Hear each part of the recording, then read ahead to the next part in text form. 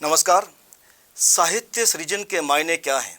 यह प्रश्न अपने आप में कई प्रश्नों को जन्म देता है, लेकिन मेरे विचार में अगर आप साहित्यकार हैं और किसी भी विधा में साहित्य सृजन कर रहे हैं तो उसका केंद्र बिंदु आपका अस्तित्व होना चाहिए, क्योंकि आपका लिखा हुआ ही ऐतिहासिक दस्तावेज बनता है जो पीढ़ी दर पीढ़ी आपके अस्तित्व को जिंदा रखता है। अस्तित्व के आज के अंक में आपकी मुलाकात करवाते हैं एक ऐसे ही साहित्यकार से जो निरंतर यही काम बखूबी कर रहे हैं। एक लेखक, एक ट्राइबल रिसर्चर और सोशल रिफॉर्मर के तौर पर आप सभी उनसे भली भांति परिचित हैं, डॉक्टर जावेद राही जी। सर, आपका एक्सेलसियर स्टूडियो में बहुत बहुत स्वागत है। बहुत शुक्रिया बुलाने के लिए। सर, आपका जन्म यहाँ पे हुआ, पुंछ पावन धरती पे, जी ऐतिहासिक स्थान है। जी। अगर इतिहास को खंगालें तो बहुत सी चीज़ें वहाँ पर मिलती है जो हमारे अस्तित्व से जुड़ी हुई हैं। वहाँ पे अगर साहित्यकारों की बात करें तो कृष्णचंद्र, ठाकुर पुंछी जैसे महान साहित्यकार हुए। जी। हालांकि उन्होंने अपना सारा साहित्य उर्दू भाषा में लिखा, लेकिन आप उसी श्रृंखला को आगे बढ़ाते हुए न केवल उर्दू इंग्लिश में लिख रहे हैं, लेकिन गोजरी में बहुत ज़्यादा लिखा है। जी, आपको इसके लिए बधाई। शुक्रिया। लेकिन आपको साहित्य की तरफ रुझान कैसे पैदा हुआ? देखें, जो पुंछ की बात की आपने, जम्मू कश्मीर के अंदर 2 सिटीज़ जो हैं उनका 2000 साल का तो सबूत है कि वो वहाँ उस जगह पे मौजूद थी। उसमें एक पुंछ और एक श्रीनगर सिटी। बाकी सब जगहों के बारे में बोला जा सकता है कि ये पहले थी या नहीं थी, या ये इनका महल वकूअ यहाँ था या नहीं था। तो ह्यून सॉन्ग जब पुंछ में आया तो उसने कहा कि पुंछ 2 वजहों से जाना जाएगा। जाना जाता है, एक इसके घोड़े, उस वक्त घोड़े रहे होंगे वहाँ पे, और एक चाय, जो आजकल ट्राइबल लोग जो चाय इस्तेमाल करते हैं। चाय का तो रुझान अभी मतलब अंग्रेज़ों के आने के बाद आया, लेकिन वहाँ पे चाय जो है 6वीं सदी में भी वहाँ पे मौजूद थी। और उसने कहा कि इसका पुंछ जो है वो जो एक दिया जाता है बड़े बड़े विद्वानों की तरफ से कि एक पहाड़ की गोद में पैदा होने वाले लोग और समंदर के किनारे पैदा होने वाले लोग जो हैं उनके अंदर बड़ी मतलब दूर तक सोचने की और कष्ट करने की उनके अंदर एक सलाहियत होती है। मतलब वो नस्लों से उनके पास होती हैं। तो पुंछ एक तरह से, एक तो मुतदिल है, ना वहाँ गर्मी है ना सर्दी है, बीच वाला मौसम है। दूसरा, कुदरत के सारे वहाँ पे लवाज़म हैं। तीसरा ये कि वहाँ धरती के अंदर ही कुछ ऐसी बात है कि हमारे एक सेंट हैं हज़रत बाबा जी साहब लारवी, उन्होंने कहा कि मेरे पुंछ का पत्थर भी शायरी करेगा। मतलब कि उनको लगता था कि यहाँ हर आदमी के अंदर कुछ ना कुछ क्रिएटिविटी है। पत्थर पत्थर, बूटा बूटा, हाँ बिल्कुल, शायरी करेगा, क्योंकि इनके अंदर सलाहियत है। तो पुंछ में ठाकुर पुंछी का आपने नाम लिया, और क्या कहते हैं कृष्णचंद्र जी का। कृष्णचंद्र जी की तो वहाँ मूर्त लगी हुई है कृष्णचंद्र पार्क के अंदर। उसमें लिखा हुआ है, मैं जहाँ से भी चलता हूँ पुंछ पहुँच जाता हूँ। क्योंकि उनको लगा कि पुंछ की क्लेओपेट्रा, पुंछ के ऊपर उनके सारे अफसाने ऑलमोस्ट। तो उनके भाई महेंद्र जी का ने भी वो एक शिकस्त नावल था कृष्णचंद्र का, उसका वो हीरो था। तो मतलब हमें वो, एक तो वो वहाँ के माहौल, दूसरा मेरे वालिद साहब खुद रेवेन्यू डिपार्टमेंट में थे, लेकिन थोड़ा पोइट्री के साथ उनको था।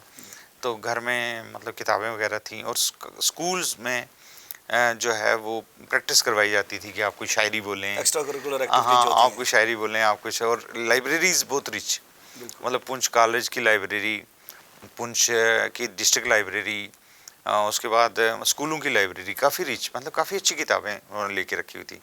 तो वो एक ना नशोनुमा हो गई। तो मैं अभी 10th में पढ़ता था, तो मेरे आर्टिकल्स जो हैं या मेरी जो ना जो पोइट्री है और जो मेरे अफसाने हैं वो हिंद समाचार में छपते थे। मतलब हिंद समाचार काफ़ी बड़ा माना जाता था उस वक्त, सबसे लार्ज। पुंछ में देखा जाए तो स्थानीय एक्सपोजर नहीं है, लेकिन हिंद समाचार कहाँ से, पंजाब से छपता? हाँ, जलंधर से छपता था। हम भेजते थे वहाँ जलंधर, तो वो छप जाता था। और मतलब वो बड़ा हर आदमी के हाथ में वो अखबार। अरे बहुत बड़ा अखबार था उन दिनों, पंजाब केसरी का ही एक पब्लिकेशन। और ये तो वहाँ छपना शुरू हो गया। तो उसके बाद मैंने पुंछ कॉलेज में, क्योंकि काफ़ी माहौल था लिखने पढ़ने का, तो मतलब लिख पढ़ रहे थे, अच्छा लिटरेचर में था। तो उसके बाद क्या हुआ कि जम्मू यूनिवर्सिटी में आए तो मैं उर्दू विभाग में तो ज़्यादातर जो आपने शुरुआती दौर का साहित्य लिखा वो उर्दू में चैनल्स लिखा, उर्दू में उर्दू में लिखा।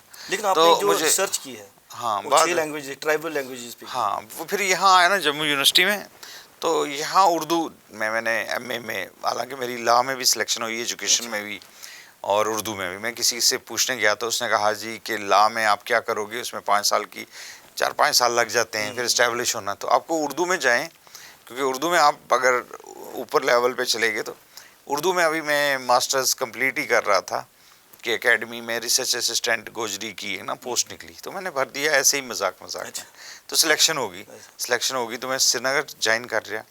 और इस वक्त मेरी 31 ईयर सर्विस है कल्चरल एकेडमी में। 94 में मैंने ज्वाइन किया था, अब तो 25 है, तो 31 ईयर का वहाँ पे सर्विस की। फिर मैंने पीएचडी बीच में, जब 3 साल वहाँ पे हो गए मुझे कल्चरल एकेडमी में, फिर मैंने पीएचडी ज्वाइन की और मैंने सोचा कि कुछ अपने ट्राइबल पे ही करते हैं। तो फिर मैंने कहा कि मुझे ट्राइबल लैंग्वेजेस का उर्दू के साथ क्या रिश्ता है, उसके ऊपर मैं पीएचडी करूँगा। तो उन्होंने ठीक है जी, टॉपिक भी अप्रूव हो गया। फिर उसमें थी लद्दाखी, उसमें थी शीना, उसमें थी बल्ती, उसमें थी पुर्गी, उसमें थी गद्दी और गोजरी, 6 ज़बानें थी। ये तो बहुत बड़ा हाँ काफ़ी बड़ा। और मतलब मुझे अच्छा लगा, मतलब लद्दाखी के बारे में, लद्दाखी मतलब 12 ट्राइब्स के बारे में मैंने जानना शुरू किया कि ट्राइबल हैं क्या, लद्दाख के 8 ट्राइब क्या हैं। फिर पता चला कि जो लद्दाखी लैंग्वेज है वो बेसिकली तिब्बतियन है।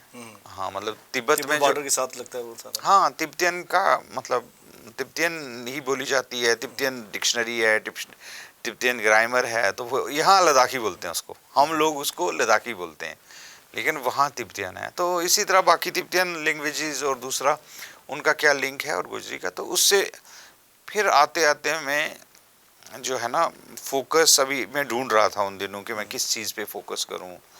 मतलब जितने भी लोग लिटरेचर में काम करते हैं, रिसर्च में काम करते हैं, उनको ना अल्टीमेटली एक चीज़ पे फोकल पॉइंट चाहिए, एक जगह चाहिए जहाँ पे वो काम करते हैं। जैसे जगन्नाथ आज़ाद ने इकबाल पे फोकस किया, पूरी ज़िंदगी इकबाल की स्टडी की। डिफरेंट लोग डिफरेंट चीज़, एक ही चीज़ उठाते हैं, उसी पे स्टडी करते हैं और वो उसी में आदमी बिखर भी जाता है बिखर में। तो उन दिनों क्या हुआ कि एक दिन हम मसूद चौधरी साहब जो एडीजी रिटायर हुए, फिर वीसी भी थे, फिर वफात पाके, जिन्होंने गुजर देश ट्रस्ट बनाया, तो उनके पास हम जाते रहते थे। तो वो अपने घर बैठे हुए उन्होंने मुझे बहुत सारे लोगों को बोल रहे थे कि गुज्जर स्टडीज़ जो है ना बड़ा इम्पॉर्टेंट है, तो चाहिए लोगों को कि मतलब हम एक टीम बनाते हैं जो एटलीस्ट गुजरों के बारे में सब जान सके, वो बता सके कि गुजर हिस्ट्री क्या है, कल्चर क्या है, मतलब इनकी डिस्ट्रीब्यूशन क्या है। मतलब हमें रोज़ लोग आके पूछते हैं, तो हमारे पास कोई है नहीं, तो हमें उस पर भी सोचना, अमंग अदर्स। मतलब उन्होंने बहुत सारी बातें की, उनमें से एक बात बीच में ये भी, तो वो बात मेरे दिमाग में घुस गई कि चलो मैं इस ना गुज्जर स्टडीज़ पे ही काम करता हूँ। उन दिनों मैं ढूंढ रहा था मैं किस चीज़ पे काम करूँ। तो उन दिनों फिर मैंने अपना पूरा जो मेरा इंटायर स्टडी का एरिया है, इंटायर जो स्ट्रगल है, वो गुज्जर्स के इर्द गिर्द है। ये तो आपका पैशन भी लगता है। हाँ मतलब उसी में फिर मैं वो आ गया, उसी के ऊपर मैं फोकस हो गया और उसी के इर्द गिर्द लगा घूमने। कोई किताब लिखी, कोई काम किया, कोई कुछ किया। फिर मुझे पहले मैं लिटरेचर में ही था, मतलब लिटरेचर के अंदर काम करना, छोटा मोटा ये वो, मतलब कोई किताब लिख देनी, कोई कुछ कर देना, वो गुजरी लैंग्वेज कल्चर के ऊपर। फिर मुझे ललित गुप्ता जी मिले, उन्होंने मुझे कहा कि लिटरेचर में अगर तुम काम कर रहे हो तो फिर फोकलोर पे करो, उस पे करो, जो अनटच्ड एरिया है, मतलब जो उनका विरासत है उस पे काम करो, और लुप्त होती कलाएं। हाँ, तो वो मुझे ले आए इस तरफ। फिर मैं एक दफ़ा गया यहाँ से बेंगलोर में ना, एक सेंटर फॉर पेस्टोरलिज्म है इंडिया के अंदर, एक एनजीओ टाइप का है। वहाँ उस सेंटर फॉर पेस्टोरल ने मेरी ज़िंदगी को और चेंज किया। वहाँ एक सेठी साहब आए हुए थे, सेठी साहब। तो उन्होंने कहा कि एक तो वहाँ दो तरह की चेंजेस आई। एक ये कि मैंने कुछ लोग देखे, वो एम्प्लॉइज़ थे किसी बैंक में या किसी जगह पे, या रिटायर हुए थे किसी एम्प्लॉयमेंट में, तो और वो किसी एक समुदाय या किसी एक एरिया में काम कर रहे थे, मतलब विदाउट एनी क्या कहते हैं सपोर्ट ऑफ गवर्नमेंट, और खुद से जाके, हाँ सर, जैसे आपने चुन लिया कि मैं झुग्गी झोंपड़ियों पे काम करूंगा जम्मू में, तो आपने क्या किया कि झुग्गी झोंपड़ियों में गए, आपने वहाँ पे देखा क्या मसले हैं इनके, उनके बच्चा क्यों नहीं पढ़ रहा है, उसको ले गए। मतलब आपने पूरा वो अपना जीवन ही उसके ऊपर इसी तरह उन्होंने रखे हुए थे कोई एक समुदाय, कोई एक ट्राइब, जिसके साथ वो काम कर रहे थे। जब भी उनको छुट्टियां हो रही थी वो उधर ही जा रहे थे, उन लोगों के बीच में बैठ के काम कर रहे थे। तो उन्होंने अपने कुछ एक्सपीरियंसेस वहाँ पे बताए। तो मैं बड़ा प्रभावित हुआ। तो मुझे लगा कि मुझे तो अपने लोगों में जाके सोशल वर्क भी करना है, मतलब ये तो बड़ा अच्छा। दूसरा जो सेठी साहब मिले तो उन्होंने बोला कि वो थे गुजरात के अंदर जितनी बड़ी बड़ी संस्थाएं हैं, गुजरात अपनी NGOs की वजह से जाना जाता है दुनिया में, वो जो संस्थाएं थी उसमें से मैक्सिमम उन्होंने बनवाई थी। अच्छा। क्यों? तो मैंने उनको पूछा कि अलग से टाइम ले के, क्योंकि वो लेक्चर देने आए थे, फिर उनको निकलना था, मैंने 10 मिनट लिए। उसने कहा देखो जावेद जी, मैं हर एक जगह खुद नहीं जा सकता, ठीक है। मैं एक संस्था सोचता हूँ और सोचता हूँ कि कौन आदमी इस पे काम कर रहा है, उसको बना के देता हूँ, वो काम करता है, मैं भी उसको थोड़ा बहुत एडवाइस करता हूँ, काम वो करते हैं, लेकिन बनाता मैं हूँ। मतलब माइंड उसका था कि पेस्टोरलिज्म पे एक बननी चाहिए, मतलब पेस्टोरल कम्युनिटीज़ पे आप काम करो, आप मतलब बकरी के दूध पे काम करो कि बकरी का दूध क्यों नहीं आ रहा है। माइक्रो लेवल पे जाके समाज के अंदर वो मतलब जो रेवोल्यूशन लाए, जिस तरह किसी ने जो संस्था वहाँ से उठी अमूल वाली, उसने पूरी दुनिया के अंदर दूध का रेवोल्यूशन लाया, तो वो वहाँ संस्था थी ना, वो उसी की बनाई हुई थी। अच्छा। हाँ, आप देखिए मतलब उन लोगों ने किस तरह से काम किया जाके समाज के अंदर। तो मुझे ये भी एक प्रेरणा मिली उससे मिली कि मैं फिर FRA जब फॉरेस्ट राइट आया तो हम हर जगह में पूरे जम्मू कश्मीर के अंदर ऑलमोस्ट हर जगह पे गया। तो फिर अवेयरनेस का भी काफी, हाँ अवेयरनेस ना, मतलब FRA का ये था कि हमारी जो 80% पॉपुलेशन है गुजर्स की, वो डायरेक्टली और इनडायरेक्टली फॉरेस्ट के साथ है। मतलब अगर मैं नहीं हूँ फॉरेस्ट के साथ, से मेरी कज़न की शादी ऐसे समाज में हुई है जो फॉरेस्ट में रहता है। अच्छा, हमारी गाय भैंस फॉरेस्ट में जा रही है, हमारा मतलब फॉरेस्ट के साथ एक लिंक है, कनेक्ट है, बहुत ज़्यादा। तो जब मैंने देखा कि फॉरेस्ट राइट यहाँ पे लागू हुआ जम्मू कश्मीर के अंदर, तो उस फॉरेस्ट राइट लागू होने में बाकी जगहों पे क्यों नहीं ये सक्सेसफुल रहा। तो मैंने काफ़ी पढ़ाई की, तो मुझे लगा कि ये अवेयरनेस नहीं है, क्योंकि FRA जो है वो गाँव देता है, गाँव एजुकेशन भी की कमी है। जा सकती है। तो मुझे लगा कि इनको फॉर्म भरने में, इनको इन चीज़ों में दिक्कत आएगी। तो मैं आया, तो मैंने जब FRA यहाँ पे 2019 के बाद लागू हुआ, तो मैं जगह जगह गया और मैंने लोगों को अवेयरनेस दी कि भाई ये ना FRA कैसे भरना है, आपने फॉर्म कैसे इसमें चलना है आगे। तो जब मैं गया तो उनको पता चला कि फिर मुझे लगा यार मैं इतने लोगों को बोलता हूँ मगर ये मतलब चीज़ें ऐसे नहीं हो रही हैं, ठीक से नहीं हो रही हैं, ऐसे बोलना ही ठीक नहीं है, सिस्टमैटिक नहीं हो रही है। हाँ, फिर मैंने क्या किया कि एक तो मैंने 5 तरीके अपनाए FRA को इम्प्लीमेंटेशन के लिए कि वो प्रॉपरली इम्प्लीमेंट हो जाए। एक मैं पब्लिक में गया। अच्छा। फिर मैंने जो फॉर्म है ना, फॉर्म में साथ ले गया। अच्छा। फॉर्म कैसे भरते हैं मैंने बताया उनको, फॉर्म कैसे भरते हैं।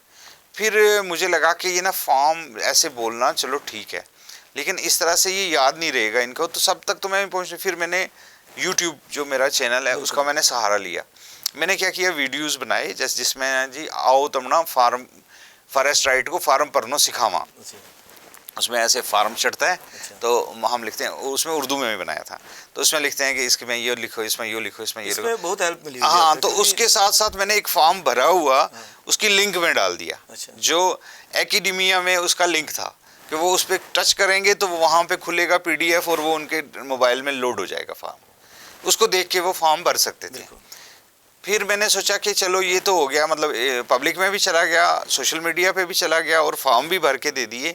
अब मुझे था कि मतलब लोगों के क्वेश्चन है, तो फिर मैंने उन वीडियोस में ये बोलना शुरू किया कि अगर आपको कोई क्वेश्चन है आपकी FRA के बारे में, आप मुझे पूछ सकते हैं, या आपको कभी कोई दिक्कत आ रही है वहाँ पे FRA में, तो आप मुझे पूछो। तो उससे मेरा जो है वो फिर आखिरी काम जो मैंने 2 किए वो ये किए कि व्हाट्सएप जो है ना, अब इस वक्त तो बहुत ज़्यादा है। अब मैंने उनको अपील की कि आप जिस भी गांव में हैं, जिस भी इलाके में हैं, आप व्हाट्सएप ग्रुप बनाएं अपना FRA का और उसमें मुझे मेंबर रखें। सोशली कनेक्ट भी करता है। हाँ, सोशली कनेक्ट। फिर हमने डिस्ट्रिक्ट के बनवाए। मतलब एक डिस्ट्रिक्ट में एक FRA ग्रुप था, वो सब गाँव के जो थे ना चेयरमैन ऑफ FRA, उनका अलग से फॉरेस्ट कमेटी बनाई सरकार ने, उसके चेयरमैन उसमें थे। अच्छा।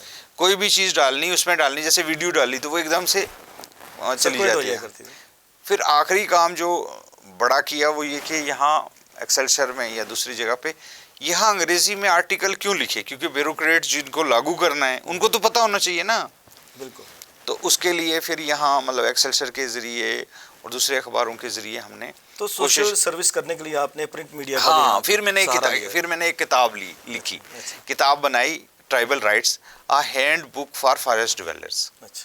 तो फॉरेस्ट डिवेलपर्स के लिए उर्दू में भी है, अंग्रेजी में, उसमें सब कुछ भरा हुआ है, नोटिस लिखा हुआ है, बना हुआ है। उसमें सिर्फ आपने अपने गाँव का नाम भरना है और डेट भरनी है। आपने फॉर्म भर, सबको इजी कर दिया, सब कुछ इजी कर दिया ऐसे।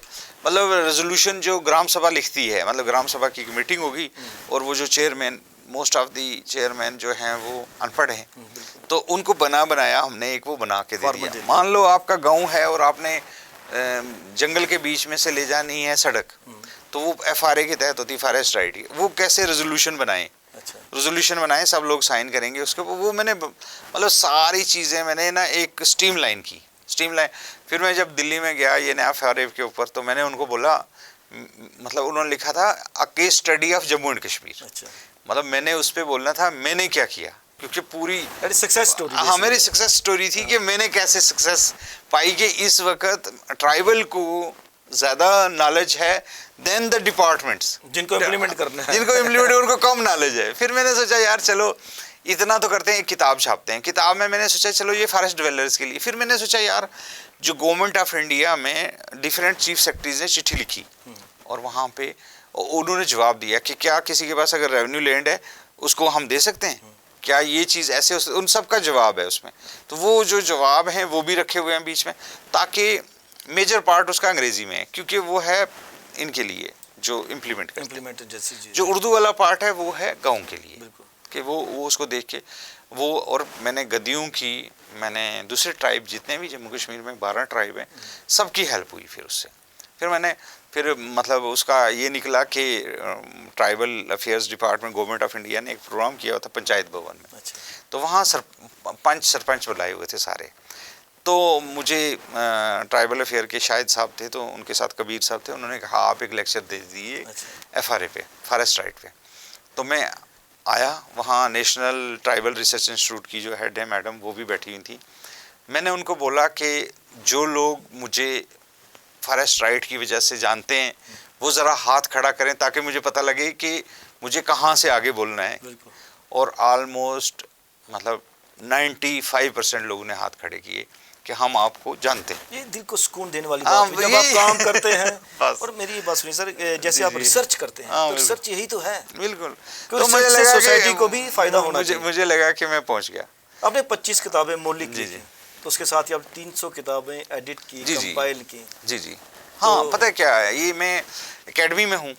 एकेडमी में होने की वजह से ये हुआ कि गोजरी में जो भी छपा उसमें तो एक एज एडिटर मेरा नाम आया। मैं गोजरी शिराजा का कितने हद तक सिग्निफिकेंस है गोजरी ज़ुबान को आगे ले जाने की?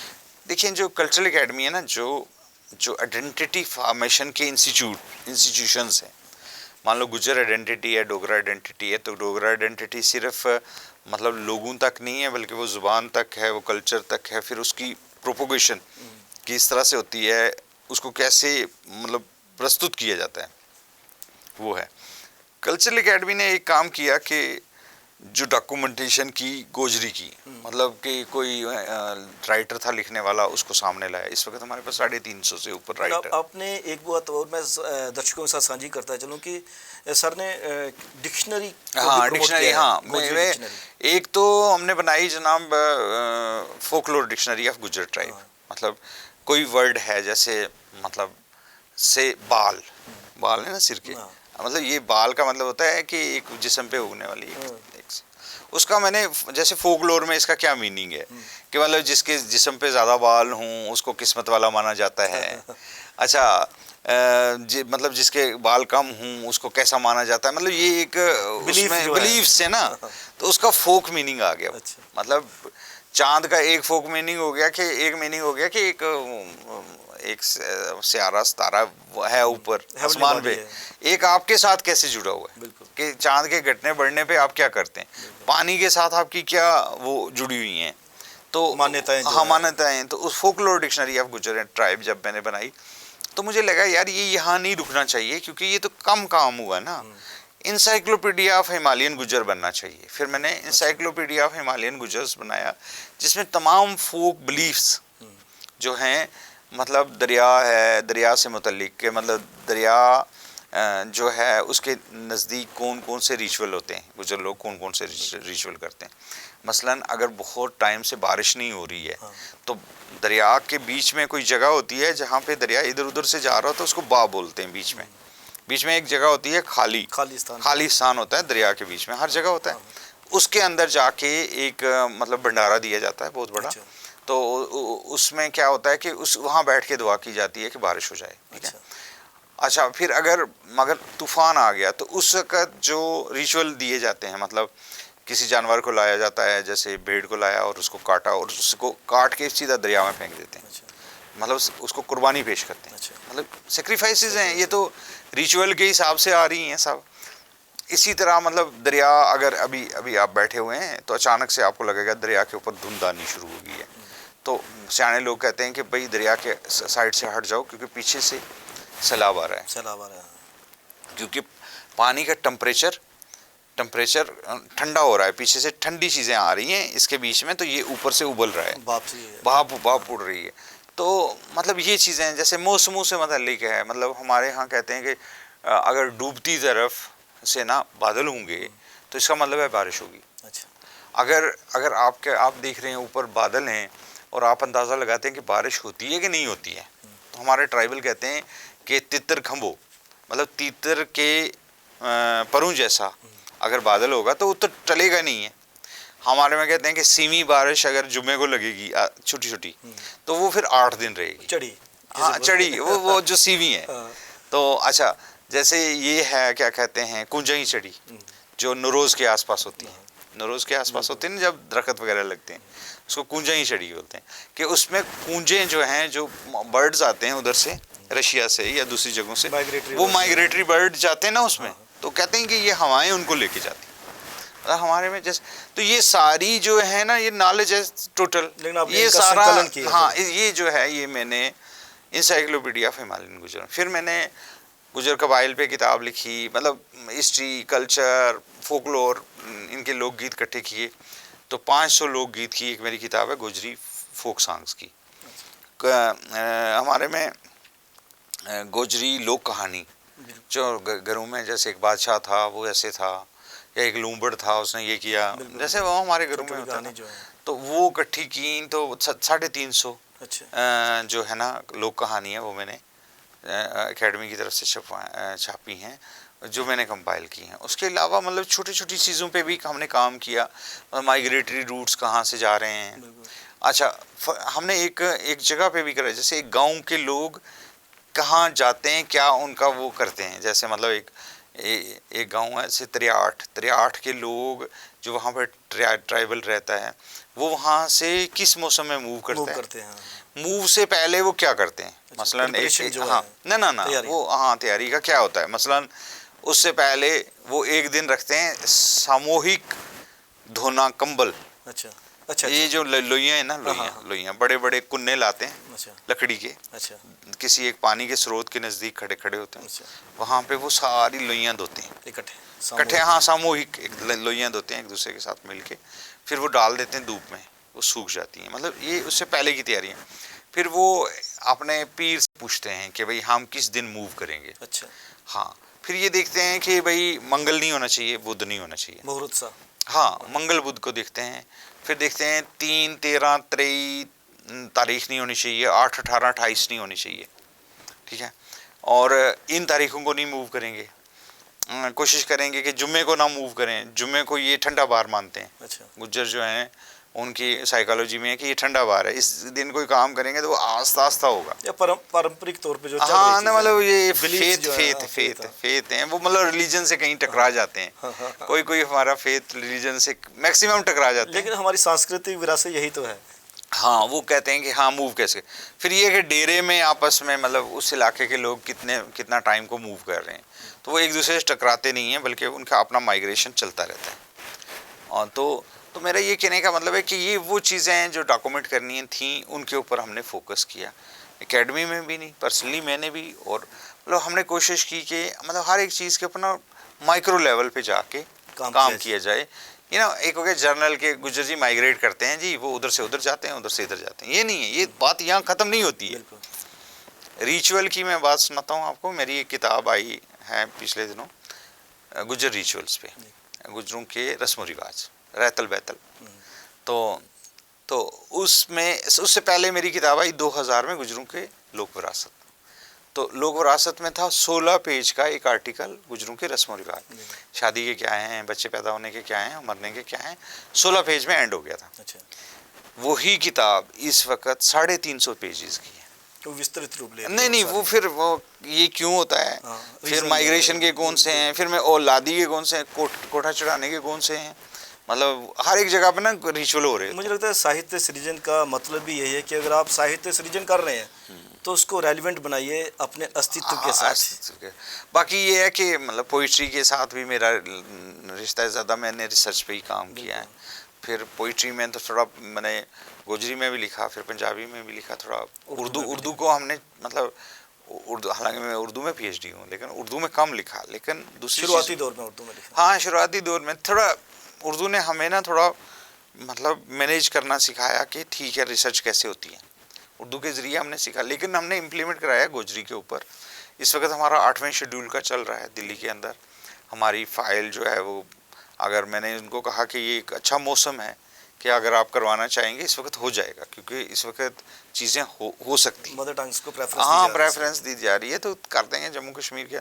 तो ये है कि गोजरी ज़ुबान को लेके, कल्चर को लेके मैंने काम किया है और मतलब इसी के ऊपर फोकस रखा है और ज़्यादा इधर उधर नहीं गया। मतलब ठीक है, नौकरी के सिलसिले में हमने कुछ और काम भी किए होंगे, लेकिन पर्सनली मेरा प्राइम फोकस आपका वहीं मेरा खुद का सर, मैंने सोचा कि ये हमारी चीज़ें ज़ाया हो रही हैं, जैसे हमारे जेवर हैं, तो मैंने सोचा मैं क्या करूं, मतलब फिर करते करते मैंने सोचा चलो चांदी तो मैं खरीद ही सकता हूं। तो मैंने कुछ जेवर महफूज कर लिए, मैंने कुछ आर्टिफैक्ट्स जो हमारे लोगों के साथ जुड़े हुए हैं वो महफूज किए, फिर जो हमारा एम्ब्रॉयडरी है उसको ना सिर्फ महफूज किया बल्कि रीइम्पोज करने के लिए बहुत सारी संस्थाएं बनवाई कि जो उसको दोबारा से कर रही हैं अब ना, मतलब जैसे गोजरी टोपी है उसके मीशो पे आ गई है, पुंछ डिस्ट्रिक्ट ने ले ली है, तो कलाड़ी हमारी आ गई है, मतलब चाहे वो उधमपुर से आई है लेकिन है तो बेसिकली हमारा प्रोडक्ट है, तो उसमें कुलचा जब डाला तो वो डोगरा फूड भी बन गया, है ना। चलो उम्मीद करेंगे सर कि बड़ी जल्दी हमें ये खुशखबरी सुनने को मिलेगी कि गोजरी ज़ुबान को भी डोगरी की तरह ही 8वें शेड्यूल में शामिल किया गया। आप एक्सएचएस स्टूडियोज़ में आपका बहुत बहुत धन्यवाद। अस्तित्व के इस अंक में आपने बातचीत सुनी डॉक्टर जावेद राही जी से। उन्होंने कहा कि अगर आप वाकई रिसर्च करना चाहते हैं, साहित्य सृजन करना चाहते हैं, जैसे मैंने शुरुआत में भी कहा, तो आपका अस्तित्व उसके माध्यम से झलकना चाहिए, संकलित होना चाहिए, उसे प्रचार और प्रसार भी मिलना चाहिए और आपका फोकल पॉइंट एक ही होना चाहिए जब आप साहित्य रचने की कोशिश करते हैं। तो कैमरा पर्सन करण सिंह के साथ राजेश्वर सिंह राजू को अब दीजिए इजाज़त। नमस्कार।